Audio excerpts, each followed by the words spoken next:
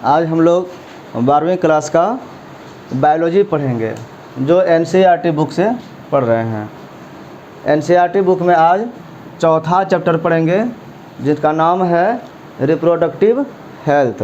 इसको हिंदी में कहते हैं जनन स्वास्थ्य। रिप्रोडक्शन से संबंधित स्वास्थ्य कैसा होता है, क्या क्या उसमें प्रॉब्लम है, उसको हम लोग पढ़ेंगे। चैप्टर 3 में हम लोगों ने पढ़ा है human reproductive system and its function. उसका क्या क्या सिस्टम था, उसमें क्या क्या उसका स्ट्रक्चर था, उसको पढ़े। उसका क्या फंक्शन, उसका क्या कार्य है, उसको हम लोगों ने चैप्टर 3 में पढ़ लिया है। अब उसमें क्या बीमारियां होती है, कैसे होते हैं, उस सबको कैसे ठीक किया जा सकता है, कैसे उससे बचा जा सकता है, उसको हम लोग इस चैप्टर में पढ़ेंगे। Healthy reproductive organs. ऑर्गेन जो होते हैं रिप्रोडक्टिव ऑर्गेन, जो वो हेल्दी हो विद नॉर्मल फंक्शन, और वो फंक्शन भी नॉर्मल करता हो। अगर ये हाथ है, हाथ उठाने का कुछ सामान काम करता है, अगर ये नहीं उठा पाए, नहीं चल पाए, तो ये एबनॉर्मल माना जाएगा, बीमार माना जाएगा। उसी तरह से रिप्रोडक्शन में जितने भी ऑर्गेन है वो अगर सही तरीक़ा से काम नहीं करता है तो फिर रिप्रोडक्शन सही से नहीं हो सकता है। तो वो नॉर्मल फंक्शंस करता हो तो इसमें क्या क्या ज़रूरत है, क्या क्या आवश्यकता है, तो उसमें उस ऑर्गन के साथ साथ इंक्लूड्स, उसमें और भी इंक्लूड है क्या क्या, इमोशन जो व्यक्ति का होता है, भाव जो होता है, सोच विचार जो होता है, सही सोच भी होना जरूरी है, वो भी इसके साथ स्वास्थ्य के साथ जुड़ा हुआ है। And social aspects also. Society में जहाँ हम रहते हैं वहाँ पर रिप्रोडक्शन का जो हेल्थ है उससे उसका भी प्रभाव पड़ता है। जैसे कि कोई औरत बांझ है, किसी औरत को बच्चा नहीं हो रहा है, तो वो उसका पर्सनल प्रॉब्लम है कि उसका ये सिस्टम जो है सही से काम नहीं कर रहा होगा, कुछ उसमें प्रॉब्लम होगा, लेकिन सामाजिक स्तर पर भी वो हे की दृष्टि से देखा जाता है, उसको कुछ बुरा भला कहा जाता है। तो सोशल एस्पेक्ट भी ये प्रभाव डालता है उस पर। इमोशन जो होता है, किसी का विचार जो है अगर वो बुरा है तो वो कई तरह के क्राइम भी करने लगता है, जो कि sexual harassment, sexual abuse, rape, ये सब जो होता है इसी हेल्थ में आता है। ये हेल्दी रिप्रोडक्टिव ऑर्गेन के साथ साथ ये इमोशन और सोशल एस्पेक्ट्स को भी देखा जाता है। अकॉर्डिंग टू WHO क्या है, ये स्वास्थ्य को देखने वाला जो है इंटरनेशनल संस्था है, ऑर्गेनाइजेशन है। तो वर्ल्ड हेल्थ ऑर्गेनाइजेशन इसी कहते हैं WHO। इनके अनुसार रिप्रोडक्टिव हेल्थ क्या है, ये इसको मतलब कैसे कहते हैं, इसको कैसे डिफ़ाइन करते हैं।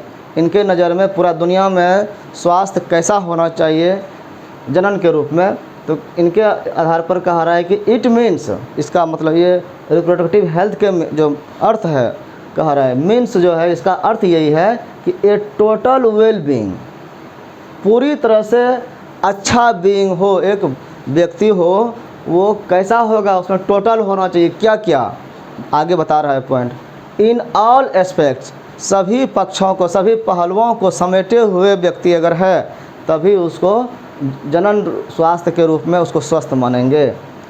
उसमें क्या क्या है, ऑफ रिप्रोडक्शन के सभी पहलुओं को जो साथ में रखने वाले व्यक्ति हैं उसी को स्वस्थ मानेंगे हम। उसमें क्या क्या है, दैट इज फिजिकली जो है, जो हमारा जो ह्यूमन बॉडी है, ये बॉडी जो है फिजिकली स्वस्थ पहला होना चाहिए, पहला स्थान यही है।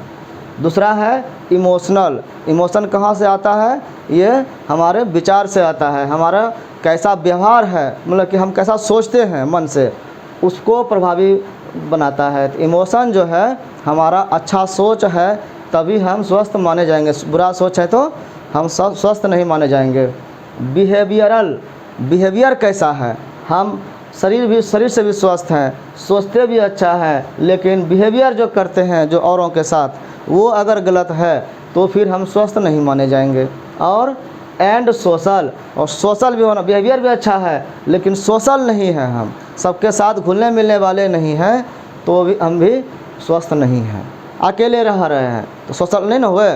सोशल एनिमल जो होता है वो, इसका मतलब क्या है, सोसाइटी में जो रहता है, अपने साथ जो ग्रुप बना के रहता है उसको सोशल एनिमल कहते हैं। जैसे कि एक कुत्ता है, वो सोशल एनिमल माना जाएगा, वो लगभग जो है और पशुओं के साथ और कुत्तों के साथ वो झगड़ा करने लगता है। तो इस तरह से जो है ह्यूमन बॉडी जो है, मानव भी जो है अगर अकेला रहता है तो वो एनिमल की तरह हो गया, वो कुछ भी उसमें विकास नहीं हो सकता है। लेकिन वो व्यक्तियों के साथ घर में परिवार में मिलकर रहता है ना समाज में, तो इसलिए उसको सोसाइटी में रहने वाला जीव माना जाता है, सोशल एनिमल माना जाता है। तो सबके साथ घुल मिल कर के एक संबंध के साथ रहे तब वो स्वस्थ माना जाएगा, ये WHO का कहना है। सोसाइटी क्या है? A society with people. Society में पीपल होते हैं, लोग होते हैं। अगर तो सोसाइटी में लोग के साथ जो है वो सोसाइटी कॉल्ड रिप्रोडक्टिवली हेल्दी। एक सोसाइटी को जनन के रूप में स्वस्थ कहेंगे कब? कोई सोसाइटी जो है कहते हैं कि ये समाज में गए, इस गांव में गए, इस टोले मोहल्ले में गए तो ये मोहल्ला बहुत शानदार लग रहा है, अच्छा लग रहा है, या वहाँ का व्यवहार अच्छा है। कैसे कहेंगे? उसमें क्या खासियत होनी चाहिए? करा इफ़ दे हैव, अगर उसके पास ये है क्या क्या? Physically and functionally normal reproductive organ.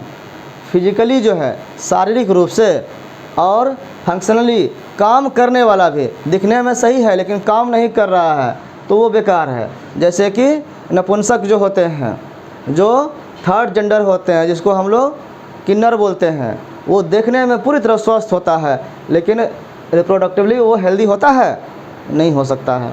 तो यही कहा गया कि फिजिकली के साथ साथ फंक्शनली भी होना चाहिए। कैसे क्या होना चाहिए? नॉर्मल होना चाहिए। उसका रिप्रोडक्टिव ऑर्गन जो है वो फिजिकली और फंक्शनली नॉर्मल होना चाहिए। एंड नॉर्मल इमोशनल, उसका जो इमोशन है, विचार जो है वो भी नॉर्मल होना चाहिए। एंड बिहेवियरल इंटरेक्शंस, उसका व्यवहार जो है वो इंटरेक्शन करता हो, एक दूसरे से बातचीत करता हो, घुलता मिलता हो। किसके साथ? एमॉन्ग देम, उन लोगों के साथ। किसके साथ? सोसाइटी में जितने लोग रहते हैं, वो सोसाइटी में रहने वाले जीव फिजिकली फंक्शनली वो स्वस्थ है, इमोशनली स्वस्थ है, नॉर्मल है, बिहेवियर भी सबके साथ इंटरेक्शन करते हैं, बातचीत करते हैं, तब जो है। और किस संबंध में? घरेलू खाना पीना के बारे में बात करने का कह रहा है, यहाँ रिप्रोडक्टिव हेल्थ पढ़ रहे हैं। तो in all sex related aspect, एक जनन से संबंधित जो संबंध होता है, इसके आधार पर अगर हम इंटरेक्शन करते हैं, जैसे कि शादी विवाह करना है तो समाज में ही ना करते हैं, तो ऐसे पहलुओं के साथ जो इंटरेक्शन करता है एक समाज में, तो वो सोसाइटी हेल्दी कहलाता है। अब आगे हम लोग देखेंगे, दो क्वेश्चन हमारे सामने हैं कि व्हाई इज इट सिग्निफिकेंट, ये क्यों महत्वपूर्ण है, to maintain reproductive health, reproductive health को मेंटेन करना है, स्वस्थ रहे सब दिन, आज स्वस्थ हैं सब दिन स्वस्थ रहें, ये क्यों ज़रूरी है, ये क्यों आवश्यक है, इसका ये क्यों महत्वपूर्ण है।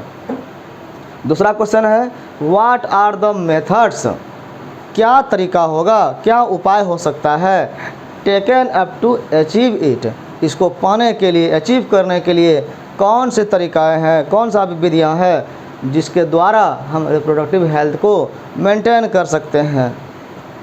इसी चैप्टर में इन क्वेश्चनों का हम लोग अध्ययन करेंगे।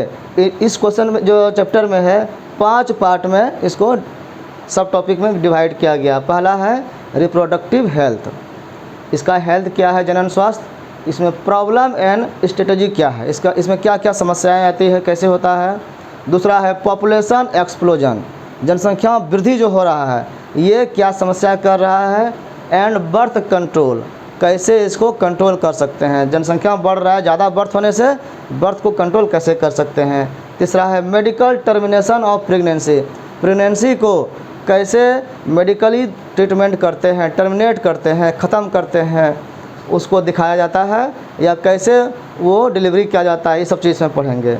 और चौथा है सेक्सुअली ट्रांसमिटेड डिजीज़, इसको कहते हैं STD,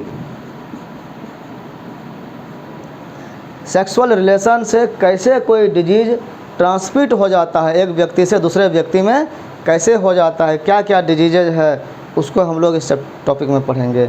और पाँचवा है इनफर्टिलिटी, इनफर्टिलिटी क्या हुआ, अनेबल टू प्रोड्यूस चाइल्ड, या कोई भी ये जो इसमें फंक्शनली जो है फिजिकली या फंक्शनली उसका रिप्रोडक्टिव ऑर्गन नॉर्मल नहीं होता है, जिस कारण से वो चाइल्ड डिलीवर नहीं कर पाता है, प्रेगनेंसी ही नहीं होता है, कंसीव नहीं कर पाती है या कर पाता है, इस कारण से इनफर्टिलिटी होता है। ये मेल फीमेल दोनों में होता है। तो ये इन 5 बिंदुओं पर हम लोग इस चैप्टर में पढ़ेंगे।